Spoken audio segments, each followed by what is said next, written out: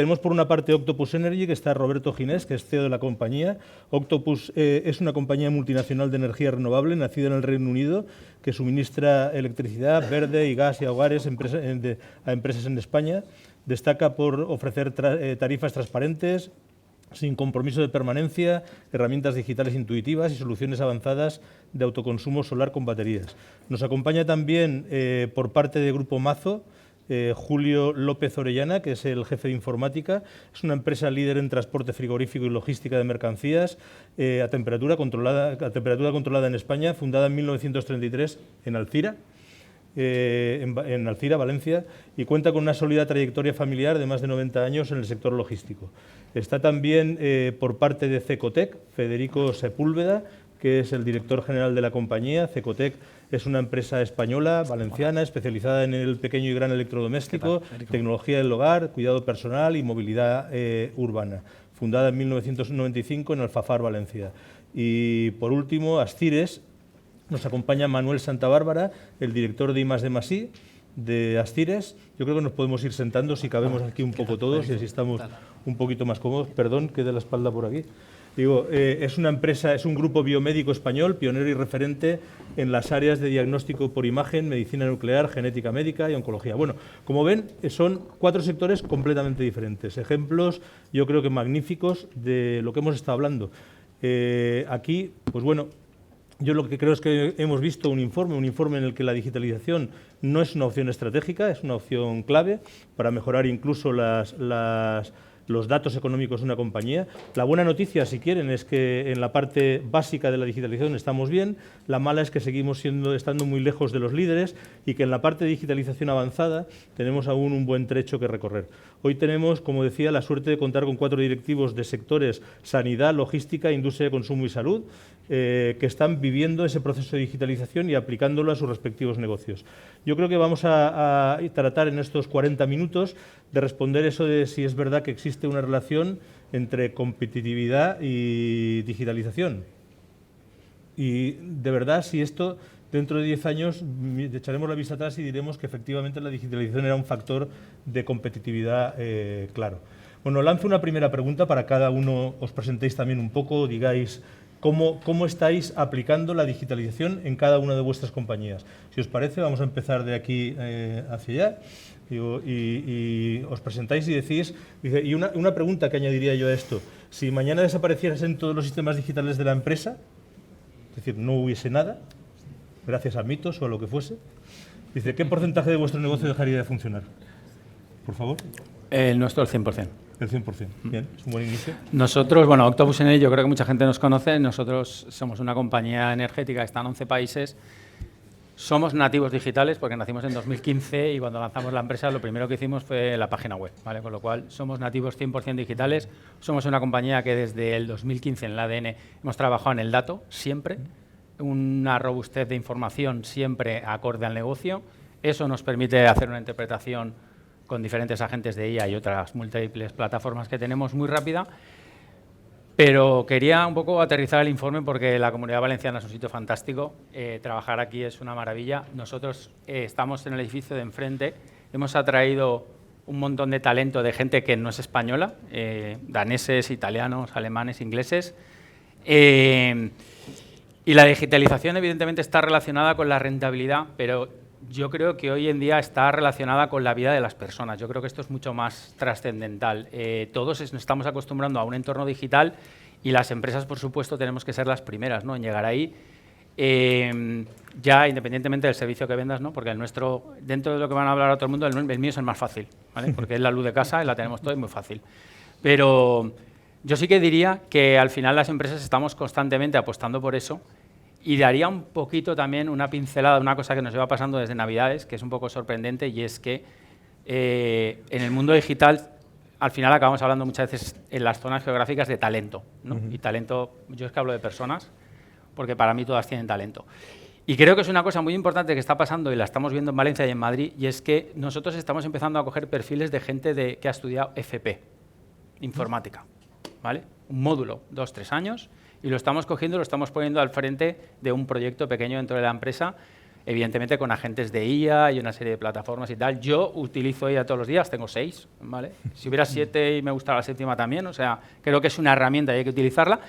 Y lo que sí que es cierto es que a mí esa gente me está sorprendiendo bárbaramente porque trabajando con algunos desarrolladores senior que tenemos, es gente que está aportando un valor espectacular a la compañía y os digo que hay una persona enfrente que empezó con nosotros 5 días antes de fallas y lleva como 2 semanas sacando una mejora cada día en la empresa, ¿vale? Con aplicaciones pequeñas, agentes, crones que leen documentos más rápido y te hacen resúmenes a diferentes departamentos, ingeniería, y la verdad que es una revolución. Yo pienso que con un cierto grado de consciencia, ¿vale? Porque antes hablamos que la IA tome decisiones. Un momento, por favor, que los datos estén bien, que a la IA la adiestremos bien para hacer eso y para hacer un prompt que te tome una decisión. Yo creo que lo conseguí en la versión 29 y llevo de directivo algunos años, se me nota en el pelo.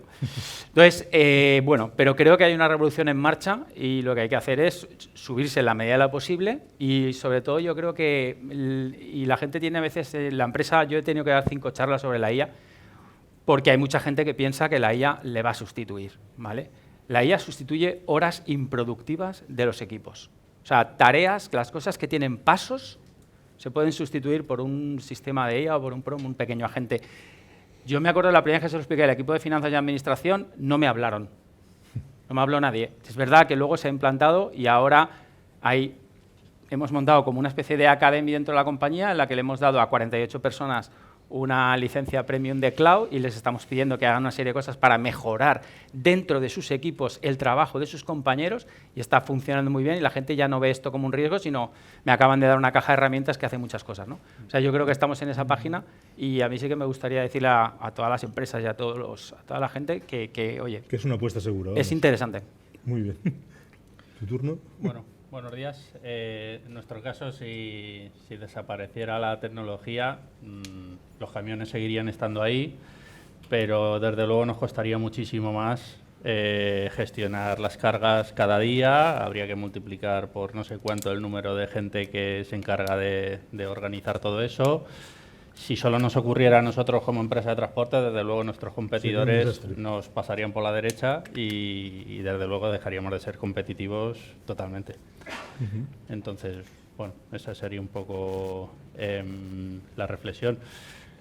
A nivel de empresa, pues Grupo Mazo, desde que yo estoy hace unos 10 años aproximadamente, se ha hecho una labor de digitalización, de cosas poco glamurosas quizá, pero de llegar a conseguir el dato único, de llegar a implantar un buen RP que dé información fiable y en tiempo real a los equipos, de incorporar telemática a los vehículos para tener información en tiempo real de dónde están y poder ofrecerla a todos los clientes, de asegurar la cadena de frío, de trabajar por excepción. Entonces, creo que llevamos unos cuantos años trabajando con unos recursos bastante limitados, pero que creo que están empezando a dar, o llevan ya algunos años dando algunos frutos.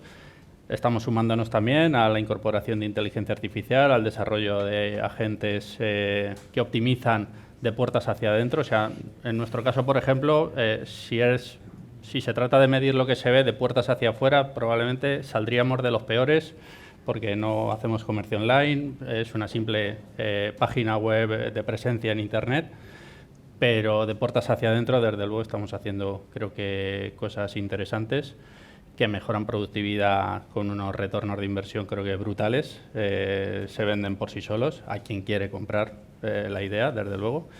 Y creo que también tenemos la suerte de que a nivel del equipo directivo, que es la familia principalmente de Grupo Mazo, en general hay una tendencia por apostar por la digitalización. Siempre se podría hacer más, pero bueno, es cierto que a menor escala en la captación de talento tenemos, al estar en Alcira, tenemos, o sea, si Valencia tiene problemas a lo mejor en competir contra Madrid, Barcelona, Europa, Alcira tiene problemas en competir contra Valencia capital.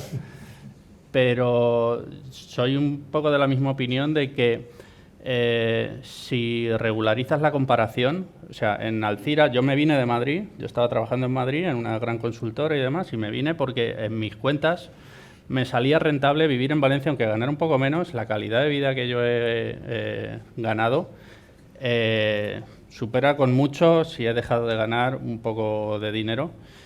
Y creo que ese es un mensaje que daneses o europeos y tal, o sea, Valencia sale en muchos posts y en redes sociales y tal, como una de las mejores ciudades del mundo para vivir, y creo que eso se puede poner en valor. Y si desde las instituciones públicas se pudiera incluso llegar a, yo me lo imagino como campus de tecnológicos y demás, donde se le dieran unas buenas condiciones de vida y de formación y, en fin, calidad de vida, que es lo que al final de la película creo que buscamos la mayoría. Creo que eso, no sé si podría llegar a ofrecerlo una ciudad europea o podría llegar a ofrecerlo un Madrid o un Barcelona en un momento dado. O sea que en el cómputo ese que estábamos hablando de talento digital tendríamos que también incorporar el talento que somos capaces nosotros de atraer con lo que estáis diciendo ambos. Yo pasaría al ataque.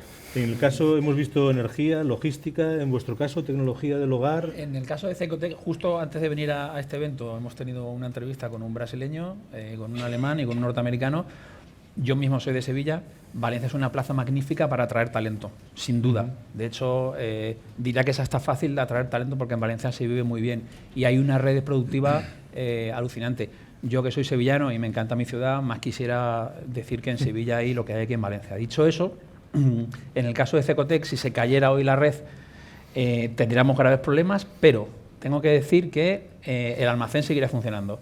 El 33% de mi salud o de mi corazón es el almacén, el otro 33% es el cliente y el otro 33% son las ventas.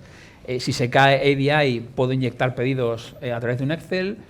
Utilizamos estos satélites de Starlink para cuando se cae la red. Tienes tu contingencia, vamos. Efectivamente, entonces, o compresores de gasolina para hacer funcionar el almacén por fases. Pero eso gracias a la contingencia, pero el impacto sería alto si no tuviese la contingencia. Efectivamente. Entonces, lo que pasa es que esa contingencia es muy limitada en el tiempo. Me da un plazo de vida de 48 horas, 72. Si es muy continuado, sería un desastre. Continuando con la conversación de mis colegas, en el caso de Cecotec, nosotros hemos decidido montar una compañía dentro del grupo para que dé servicio de IA y de datos a todos los departamentos. Porque hace 2 años detectamos que cada uno buscaba sus propias soluciones de forma individual. No es escalable. Entonces decidimos crear una entidad, un equipo, que depende de nosotros, de la propiedad y de la dirección general, para desarrollar los productos o los proyectos y hacer que la compañía sea más eficiente y eficaz. De forma resumida, nosotros nos está ayudando en ser mucho más rápidos, tomamos decisiones en tiempo real y eso nos genera ventajas competitivas respecto a compañías que toman decisiones en intervalos de tiempo. Somos mucho más eficientes en todos los departamentos, recursos humanos, atención al cliente, marketing, trade marketing, supply chain, logística. Se rentabiliza. Eso, como decía Roberto, no significa restar puestos de trabajo, significa que la gente aporte valor donde lo tiene que hacer. Y en tercer lugar, que nos permite desarrollar y avanzar nuestros productos en base a los comentarios de los usuarios. Y eso, con el análisis del dato y de la IA, nos está ayudando muchísimo. Porque tenemos una competencia, nosotros venimos de un sector que está muy saturado, que es muy maduro y que mantener la posición de liderazgo es muy difícil porque todo el mundo apunta contra nosotros, ¿no? Entonces, o estamos al día o no aguantaremos en esta posición. Y eso que sois una empresa con mucha tecnología. Sí, y os cuesta manteneros al día con mucha tecnología. Efectivamente. Nosotros es una compañía nativa digital, nacimos vendiendo en Internet, pero efectivamente es que esto va a la velocidad de la luz. Además, te diría que en los últimos 6 meses se ha avanzado muchísimo, muchísimo. ¿Sí? De hecho, conocemos marcas competidoras chinas, yo acabo de llegar de Guangzhou hace muy poquito, que con muy poquitos recursos de personas son capaces de desarrollar muchísimas piezas. Entonces, o nos ponemos las pilas, nos convertimos en chinos o nos van a arrasar. Muy bien. Energía, logística, tecnología para el hogar, electrodomésticos, salud. ¿Qué pasa en el sector salud? Buenos días a todos. Pues el sector salud, pues a ver, tiene un nexo común, curiosamente, con el resto de sectores. El tema de la atracción de talento también percibimos lo mismo. Mi caso personal es el mismo que el tuyo también, entonces fíjate la casualidad. Y lo que aquí vemos es vemos en el sector la digitalización tiene múltiples aristas. Por un lado es la vinculación con el paciente, lógicamente, que también nos lleva a adaptarnos también a las necesidades y a las preferencias del mismo. Por otro lado, nosotros no operamos solos, no somos una isla, estamos operando en un ecosistema muy complejo y ese complejo también, ese ecosistema, la operatividad también te exige esa digitalización, tanto por agentes públicos, agentes privados, compañías, paciente privado. Todo te obliga a estar en una cadena de valor muy digitalizada ya de por sí, por sector. Como bien has comentado también, las contingencias son especialmente críticas en el sector salud, pero vamos a poner que cayera todo. Nos caería el 90% de la actividad, quedarían las personas, que pues, lógicamente seguirían haciendo medicina, pero es que también la digitalización la concebimos como una vía para hacer mejor medicina, porque el médico dotado de las últimas herramientas, y aquí voy a hacer luego posteriormente un poco más de hincapié, validadas, va a ser un médico capacitado, va a ser un médico capaz de hacer mejores diagnósticos y va a ser un médico capaz de hacer más medicina preventiva, que yo creo que hoy en día también es un punto a favor, y más medicina personalizada, aunque sea un término que ya casi que estamos estirándolo, incluso está ya casi denostado, ¿no? Pero es el día a día. Otro punto también que nos afecta y que también es muy importante para nosotros es somos generadores también de conocimiento. Y somos generadores al mismo tiempo de conocimiento en paralelo de datos. Y aquí precisamos de tener un marco regulativo exigente y que nos dé tranquilidad para cuando estamos operando dentro de ese marco regulativo seamos capaces de compartir ese conocimiento, compartir esos datos también que se traducen en datos con otros agentes de la cadena de valor que son universidades, centros de investigación y empresas que se concentran en el desarrollo. Nosotros no podemos hacerlo todo. Nosotros nos centramos en hacer una buena medicina y entonces en el campo del desarrollo estamos muy cómodos siendo unos adoptadores tempranos, dicho en castellano. Y ahí sí que buscamos tejer esas alianzas que siempre y vía, utilizando como medio la digitalización, nos permite el fin que he comentado, por el que he comentado, que es una mejor medicina. Interesante. O sea, de esta primera ronda sacamos que somos capaces de atraer talento, que digitalización sí, pero con contingencia. ¿Vale? Dice, necesitamos la contingencia. Bien, si os parece os lanzo alguna pregunta a cada uno en vuestro ámbito ya no general. En el caso de Octopus, bueno, yo diría que hay muchas compañías energéticas que se consideran empresas de energía. Octopus suele definirse como una empresa tecnológica que vende energía. Ese matiz, ¿cuál es la diferencia? ¿Dónde está vuestra ventaja competitiva? ¿En el precio, en la energía o en el software? Toma ya. Vale. A ver, nosotros siempre decimos que somos una empresa diferente porque al haber nacido como empresa digital, la implantación de nuestros servicios siempre lleva una tecnología debajo. Entonces, por ejemplo, un ejemplo muy fácil, ¿no? Alguien se compra un vehículo eléctrico y quiere cargarlo en casa, ¿no? Y entonces lo que hace es busca por internet y se compra un cargador y llama a un electricista y se lo instala. Fantástico. Nosotros ese servicio lo hemos diseñado de una forma diferente y es, efectivamente, te ofrecemos una tarifa inteligente, que esa tarifa por detrás tiene un software que hemos hecho y lo que hacemos es cargar del coche en el porcentaje que tú necesites cada día con la tarifa más barata porque las diferentes horas del día tienen un precio. Es una tarifa inteligente, te instalamos el cargador y todo también, por supuesto, pero es una tarifa que nosotros llamamos tarifa apilable y es yo tengo la tarifa de luz de mi casa y lo que voy a hacer es ponerme encima una tarifa inteligente para cargar el coche que no tiene nada que ver ni con el precio que pago en las horas punta o para poner la lavadora. Ese tipo de servicios es lo que nosotros hacemos, por ejemplo, con baterías, con aerotermia y con muchas más cosas. A ver, no hemos descubierto cómo llegar a Marte. No, pero es tu factor diferencial. Sí, o sea, al final nosotros hacia donde vamos como sociedad, es que a la energía forme parte de nuestras vidas y sean cuotas en las que tú tengas todos los servicios, igual que el día que apareció Netflix todos decíamos que teníamos 80 canales y éramos felices y luego el de Netflix nos dejó ver lo que queríamos cuando queríamos y ya se acabó, ¿no? Y nos pone una cuota. Antes, al principio, estaba muy bien la cuota, ahora por pantalla un desastre. Pero bueno, la realidad es que nosotros, el mercado energético va hacia ese modelo, es un modelo de servicios, es un modelo de despreocúpate de todo y nosotros te vamos a gestionar todos los dispositivos que tengas en casa o en la empresa. Curioso. Dice Julio, tradicionalmente la empresa del transporte competía por camiones, ¿no? Dice, tenías camiones y con eso transportabas mercancía. Hoy parece que se compite más por datos, dicen algunos. ¿Eso es una exageración? Bueno, los datos no llevan las lechugas de A a B, o sea, los camiones hacen falta. O sea que sí que es una exageración. Yo creo un poco sí, pero desde luego hay que reconocer el valor del dato a nivel interno. Nosotros estamos intentando investigar tecnologías que nos permitan anticiparnos a la previsión de demanda, porque también es verdad que un camión en Valencia, si donde te hace falta es en Madrid, pues tampoco sirve para nada. O te genera unos sobrecostes o unas ineficiencias que desde luego no te dan la productividad que estás buscando. Entonces, teniendo datos hemos visto que podemos llegar a optimizar las operaciones a un nivel muy interesante. Otro ejemplo de que teniendo datos, cuando antes hablaba de que equipamos hace ya algunos años de una forma fiable los camiones con datos telemáticos y los integramos en el flujo de toma de decisiones y demás, pues nos permite detectar una equivocación de alguien que no ha puesto la temperatura correcta y que de repente en vez de tomate va a llegar helado de tomate. Entonces, pues eso lo podemos detectar a los pocos minutos y actuar en consecuencia y evitar problemas. Entonces, esas cosas, esos datos son los que nos dan, creo que, un factor diferencial. Ya digo, de puertas hacia adentro, se lo contamos en un momento dado a los clientes, obviamente, para que sepan diferenciar que a lo mejor su mercancía va en un poco mejores condiciones con nosotros. Pero bueno, obviamente los camiones siguen siendo necesarios. Pero es como en el caso de la energía. Evidentemente Octopus también vende energía, pero el factor diferencial es el software que le permite. Exacto. A vosotros en este caso son los datos que os permite optimizar los camiones que enviáis con la carga, lechugas o lo que tomates, que espero que no sean helados, pero bueno. De todas formas, Julio, a ver si hablamos, y además de lechugas, mueves aspiradores. luego hablamos. Pues estoy seguro que alguien... Además estamos cerca, tenemos el almacén más a la vez. Está bien, o sea, no hay más que juntar unos cuantos empresarios en la mesa y ya se sabe. Bueno, en el caso de Cecotec, Cecotec fabrica electrodomésticos o desarrolla tecnología para el hogar. ¿Y cuánto de vuestro éxito se explica por el producto y cuánto por la información que tenéis del cliente, el conocimiento digital de los clientes? Bueno, empiezo por la segunda pregunta. Yo creo que es indivisible, o sea, el 50%.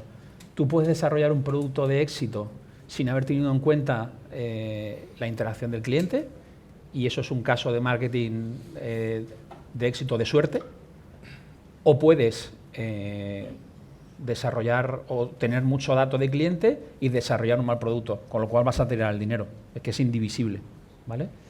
¿Cuál era la primera pregunta? Que no quiero desviarme. Dice, si era una empresa de electrodomésticos o desarrollaba tecnología para el hogar. Uf, buena pregunta. Depende. Nosotros lo que hacemos es desarrollar tecnología y la aplicamos en electrodomésticos. Básicamente el electrodoméstico en sí es un soporte. ¿Por qué decía depende al principio? Porque depende del nivel de tecnología que tengas aplicada en un producto. Al final, innovar en un tostador es muy difícil. Cuanto más complejo es el producto, es donde más valor aporta en este caso Cecotec, ¿vale? Y ahí la IA, análisis del dato, etcétera, etcétera, es lo que nos hace diferentes, ¿vale? Al final no vendemos productos. Cuando vendes un producto caro, o no caro, yo diría asequible versus competidores, estás vendiendo soluciones para el hogar, que es lo que estamos buscando. Claro, o sea, al final software como factor diferencial, datos como factor diferencial y en vuestro caso conocimiento digital de los clientes como factor diferencial también. Correcto. Y si en el caso de vuestro, en el caso de Astires, la inteligencia artificial ya detecta patrones en imágenes médicas que un ser humano en principio no puede ver. Dice, ¿estamos en una revolución o en una evolución? Pues mira, yo la respuesta que te daría es, estamos ante una revolución por la aparición de estas tecnologías que, como bien dices, son capaces de detectar lo que el ojo humano de un médico no es capaz de detectar, y se lo puede destacar y se lo puede ayudar para que el propio médico lo diagnostique. Pero es una revolución con una inserción en la práctica clínica evolutiva, o sea, con lo cual tenemos una parte de evolución también, porque esa revolución, esa tecnología, hace falta validarla, hace falta probarla, hace falta ver que es segura, ver que es confiable, y después ver que no afecta a la práctica clínica, o ver la mejor manera de insertarla o de introducirla en la práctica clínica, con lo cual sí, tiene esa doble componente. Interesante. Volvemos a la energía. Venga. Inteligencia artificial. ¿Va a cambiar la inteligencia artificial del sector energético en los próximos... Yo había puesto 5 años, no sé, las 5 semanas, las próximas 5 semanas, que toda la regulación en los anteriores 10 años. Pero yo creo que todos los que estamos Algo aquí has dicho ya de eso, sabemos que no es que vaya a cambiar el mundo de la energía, va a cambiar el mundo. O sea, nosotros estamos en varios países, entonces ahora mismo estamos trabajando en un piloto en Estados Unidos porque ocurre una cosa: el 40% de la población de Estados Unidos, cuando va a comprar algo, lo está buscando en una IA, no en Google. ¿Qué va a pasar con todo lo que estamos invirtiendo, muchos de los que estamos aquí, para Google, que nos posicione, palabras clave, sentimientos de clientes, todo eso? Bueno, pues tenemos que verlo. Al final, la IA ha venido para quedarse, porque no va a ser una cosa de moda, o sea, es una cosa que viene para quedarse, y evidentemente pues algún día tendremos un robot en casa que nos ayudará a limpiar con IA y 1000 cosas que vemos lejanas y que están antes de que acabe el año. Entonces, Nosotros lo que estamos ahora mismo es en que la gente coja la IA, la tenga en su vida y la utilice como una herramienta. Y una cosa que a nosotros nos está viniendo genial es que gente que no es gente de tecnología o no son desarrolladores, sino es gente que conoce muy bien el negocio, porque en nuestras empresas tenemos un montón de gente que conoce muy bien el negocio que hacemos. Esa gente, cuando se pone con una IA a hablarle con un lenguaje natural y a pedirle cosas, saca cosas muy valiosas. Y al final luego es verdad que necesitas a un programador que te lo afine y sobre todo una plataforma donde tengas seguridad y esa información no la pueda coger nadie, ¿no? Pero estamos en una página en la que las experiencias de gente de tu empresa haciendo cosas él solo, nosotros estamos haciendo todos los viernes 20 minutos en que 3 personas del equipo en 20 minutos le presentan a todo el mundo qué han hecho esa semana. Y están todo el rato compartiendo y una persona se da cuenta de que tenía una idea para que todas las comunicaciones con los clientes fueran de una forma, pero nunca ha sabido cómo hacer eso. Y tenía miedo de pedírselo al equipo de tech, porque el equipo de tech, yo no sé en otras empresas, en nuestras empresas han llegado a ser 1000, pero está saturado. O sea, yo desde que los conozco están saturados, ¿vale? Y los conozco hace mucho tiempo. Y yo creo que seguirán saturados. Entonces, al final, ¿cuál es la realidad? La realidad es que ahora tú tienes a microprogramadores sueltos por la empresa que tienen ideas geniales, al final te hacen un HTML, un JSON, los CSS de estilos y de repente te lo calzan y funciona. Con lo cual, yo fomentaría eso dentro de los equipos. Eso, Roberto, dices que es lo normal y no es lo normal. El informe dice que ni de casualidad es lo normal y mi percepción a nivel general, a nivel empresarial, vuestra empresa es muy avanzada en todo esto, pero no es lo habitual. No sé si tú te encuentras mucho con ese caso, tan avanzado en el uso de la inteligencia artificial. No, quiero decir, nosotros a nuestros partners les estamos empujando también, porque al final alguien te dice, oye, quiero hacer esto, dame y me conecto con la API. ¿Qué API? ¿Eso qué es? Bueno, vale, no pasa nada. Súbeme aquí a un Drive esto, yo me hago un cron, lo voy haciendo y ya te ayudo. Pero la realidad es que, y esto lo decía, no lo digo yo, lo decía el fundador de Amazon, cualquier cosa que tenga más de un paso, o sea, tiene 2, se puede automatizar. Entonces, tenemos que pensar en eso y de verdad que en nuestros equipos, nosotros el otro día hicimos una skill con Cloud para hacer una PL, una pérdida de ganancias rápida que hacemos todos los viernes, ¿vale? Le metes todo y te la saca. Y la de la control financiero, que hay 2 personas, o sea, me miraban así como diciendo, pero ¿dónde lo habéis sacado? Y es una skill estándar de Cloud que luego hemos personalizado para nuestro negocio y tal, y ha costado 3 o 4 días. Y yo les digo, y me decía Cristina, oye Roberto, ¿y yo las 5 o 6 horas que hacía cada 15 días para hacer esto, ahora qué hago?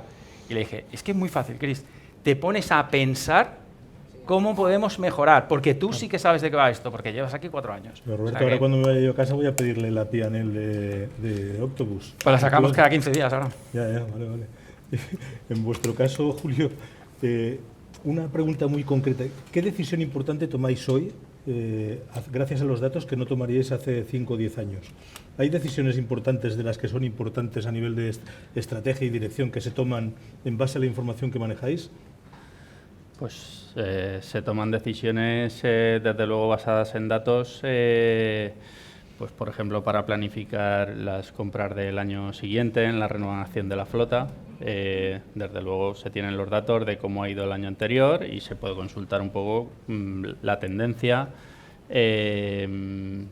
Como decía antes también, estamos empezando a puntito de tomar decisiones de mover camiones por anticipado antes de realmente necesitarlos, porque los datos nos dicen que van a ser necesarios, una mezcla un poco de datos históricos, pero también de inteligencia artificial aplicada y meterle condiciones externas, pues para anticiparnos a ese tipo de decisiones. Con lo cual, yo creo que esa es la guinda del pastel de poder llegar el uso de la inteligencia artificial, por ejemplo, para hacer predicciones de consumo, dónde vas a necesitar tus camiones, cómo vas a optimizar tus rutas. Exacto, sí. Bueno, y otras muchas cosas que tenemos en cartera, pero que la vida no nos da para ir a la velocidad que nos da. Somos del equipo de tecnología que decía. Entonces estamos saturados. No, yo por romper un brazo por ellos, llevo luchando con ellos, no sé, ya no me acuerdo, pero he llegado a un pacto con ellos y es que todas las planificaciones de tecnología en nuestra empresa eran trimestrales. Claro. Y les he convencido desde hace un mes en que no, van a ser cada 3 semanas, porque nos da tiempo a hacer un montón de cosas. Claro. Y lo que es muy estratégico a veces se alarga. Y han pactado que sí y no sabes lo que están disfrutando. Es el cambio no sabes lo que están disfrutando. El cambio de velocidad sí, que estamos sí. viviendo. O sea, No, con herramientas, o sea, nosotros internamente, por supuesto, usamos agentes de inteligencia artificial y nos da una productividad brutal de cosas que antes necesitabas un programador 2-3 semanas entre que lo analizaba, desarrollaba, testeaba, tal, pues ahora... El uso del cloud multiplica por 10 la productividad de un equipo de desarrollo, con lo cual, pues bueno, va por ahí, ¿no? Yo, lo único que en esto de la inteligencia artificial hay algo que he escuchado en relativamente pocos sitios y es una cosa que no me preocupa a corto plazo, pero sí a medio o largo, y es que todas las inteligencias artificiales no son europeas, o la inmensa mayoría no son europeas, americanas o la China, DeepSeek. Y yo me he interesado por intentar averiguar qué tenemos en Europa, o idealmente, Mistral. exacto, francesa, o que podríamos tener en Valencia, en España, vamos, en Valencia Por sería ahora, la repera. Pero de momento tienes que ir a morir a eso. Entonces, el día que al señor de OpenAI o al otro se le ocurra decir, pues a partir de ahora multiplico por 10 el coste de las cuotas, quizá no siga saliendo rentable, porque si nos dan esa productividad brutal, pero tendremos que pasar por el aro. Depende en qué negocio saldrá rentable o no, pero eso es la soberanía tecnológica por la que se está apostando en Europa también mucho ahora. Pero sí, tienes razón. Y yo creo que a nivel de esa soberanía, yo he hecho en falta iniciativas público o privadas que a 5 años vista o a 10 años vista digan, no, bueno, vamos a tener nuestra propia, porque, bueno, por no profundizar demasiado en cuestiones técnicas, pero hay cosas por ahí, pero no, nada que ver, es David contra Goliat, o sea, nada que ver.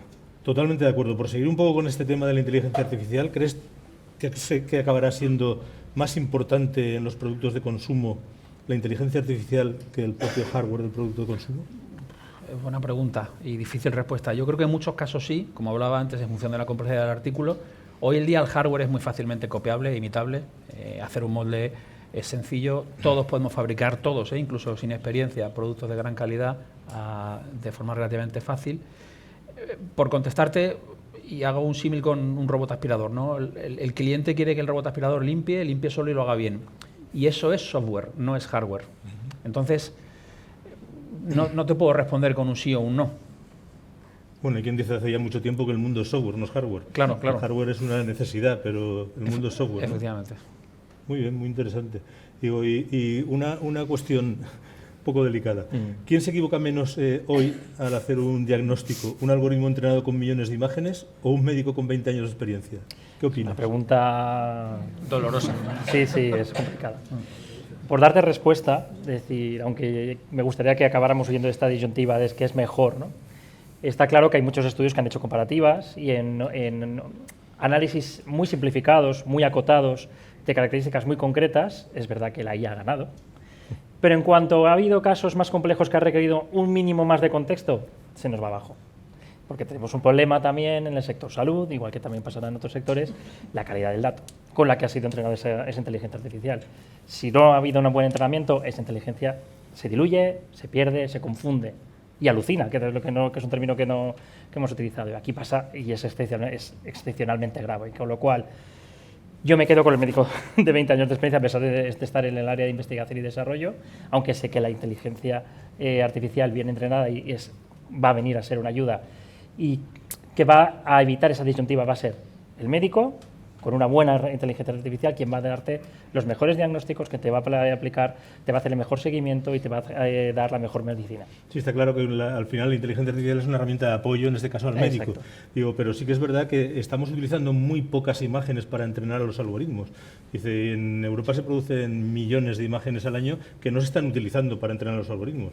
¿No crees que cuando tengamos capacidad de usarlas, de usar toda esa cantidad de imágenes, los algoritmos serán muy buenos? Claro. Ahora ya estamos dudando. Claro, esto se puede hacer en un símil de la refinería, ¿no? Aquí tenemos un petróleo en el sector salud que hay que depurar, hay que refinar, hay que convertir en el mejor combustible para esos motores tan potentes de inteligencia artificial, ¿no? Para poder ponerlos a rodar y a poder funcionar adecuadamente. Hay iniciativas, afortunadamente, de las cuales la Comunidad Valenciana también es participante, en las que se está trabajando en eso, en crear esa infraestructura que permita dotar de una mayor calidad. La Fundación Imaging, de hecho, está trabajando en eso, efectivamente. Muy bien. Muy interesante. Yo, para terminar, os lanzo una pregunta a los cuatro sobre esto que hemos hablado ya un poco de talento. Dice, el informe que nos ha presentado Juan identificaba la escasez de especialistas TIC como una de las principales debilidades de la Comunidad Valenciana. Hemos hablado aquí de la pérdida de talento, pero también de la atracción de talento. ¿En qué sector creéis que tenéis más problema para captar ese talento, si tenéis problema? ¿O no sentís que eso sea para vosotros un problema? Roberto nos decía antes que no, que él era capaz incluso de traerse gente de Holanda a vivir a España. ¿Creéis que la falta de especialistas con conocimientos digitales, yo no digo especialistas TIC, con conocimientos digitales, puede ser un médico que sepa manejar una inteligencia artificial, ¿vale? Digo, ¿creéis que eso es un freno para el desarrollo de las empresas, y no de las vuestras, sino de las empresas en la Comunidad Valenciana donde hay mucha pyme y micropyme? A ver, yo, en mi caso, nosotros cuando aterrizamos aquí en Valencia, nos costó encontrar a gente de TIC, o sea, gente desarrolladora, y nos costó bastante. Os hablo de marzo, abril 22. Pero sí que es cierto que en poco tiempo lo que ha pasado ha sido, primero, que nuestra marca ha crecido mucho y la gente ya nos identifica. Y luego, una cosa muy importante, y es que en esta franja de 4 o 5 años, lo que estábamos hablando de Valencia, yo salgo bastante fuera de Valencia, y que la gente cuando te ve te dice, ¿tú vives en Madrid? Y siempre digo, no, yo vivo en Valencia. Y entonces me dicen, qué suerte.